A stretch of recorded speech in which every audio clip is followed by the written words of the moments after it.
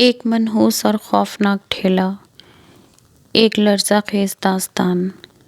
یہ واقعہ چند سال پرانا ہے، جب کراچی کے علاقے گلستان جوہر اور سفاری پارک کے درمیانی روڈ پر رات کے وقت سناٹا چھا جاتا تھا۔ ارسلان، جو ایک پرائیویٹ کمپنی میں نائٹ شفٹ کرتا تھا، روزانہ اپنی بائک پر وہاں سے گزرتا تھا۔ ایک طوفانی رات جب ہلکی ہلکی بوندا باندی ہو رہی تھی، ارسلان دفتر سے گھر واپس جا رہا تھا۔ سڑک پر دور دور تک کوئی نہیں تھا اور نہ ہی کوئی گاڑی تھی۔ اچانک اسے سڑک کے کنارے ایک پرانا لکڑی کا ٹھیلا نظر آیا۔ اس ٹھیلے پر ایک دھندلی سی لالٹین جل رہی تھی اور ایک بوڑھا شخص جھک کر کچھ کاٹ رہا تھا۔ ارسلان نے پوچھا اور سوچا، اتنی رات کا یہ بوڑھا آدمی یہاں کیا بیچ رہا ہوگا؟ تجسس کے مارے اس نے بائک ہی روک لی۔ ارسلان ٹھیلے کے قریب پہنچا تو اسے ایک عجیب سی بدبو آئی، جیسے سڑا ہوا گوشت ہو۔ ٹھیلے والے کا چہرہ میلے کچیلے مفلر سے ڈھکا ہوا تھا، صرف اس کی آنکھیں نظر آ رہی تھیں جو بالکل سفید اور بے جان تھیں۔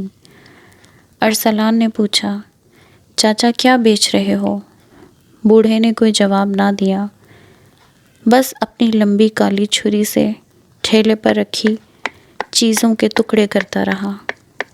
جب ارسلان نے قریب ہو کر دیکھا تو اس کے پیروں تلے سے زمین نکل گئی۔ ٹھیلے پر پھل یا سبزی نہیں تھیں، بلکہ انسانی انگلیاں، بال بکھرے ہوئے تھے۔ ارسلان بدحواس ہو کر اپنی بائک کی طرف بھاگا۔ اس نے کک ماری لیکن بائک سٹارٹ نہیں ہوئی۔ پیچھے مڑ کر دیکھا تو وہ بوڑھا ٹھیلے سمیت غائب تھا۔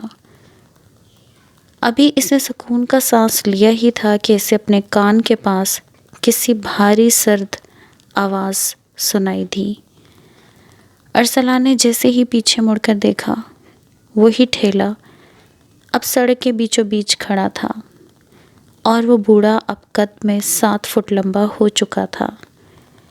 اس کے ہاتھ میں وہی خون سے بھری ہوئی چھری تھی۔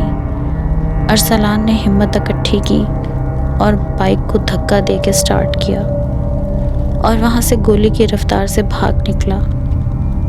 اگلے دن ارسلان کو تیز بخار ہو گیا۔ جب اس نے اپنے دوستوں کو یہ بات بتائی تو ایک پرانے بزرگ نے بتایا کہ 1990 میں اسی جگہ ایک غریب ٹھیلے والے کو لٹیروں نے بہت بے رحمی اور بے دردی سے قتل کر دیا تھا اور اس کا ٹھیلا بھی جلا دیا تھا۔ تب سے وہ ٹھیلا اکثر تنہا مسافروں کو نظر آتا ہے۔ آج بھی لوگ کہتے ہیں کہ اگر رات کے 3 بجے آپ کو کراچی کی کسی سنسان سڑک پہ لالٹین کی روشنی نظر آئے تو کبھی پیچھے مڑ کر مت دیکھنا۔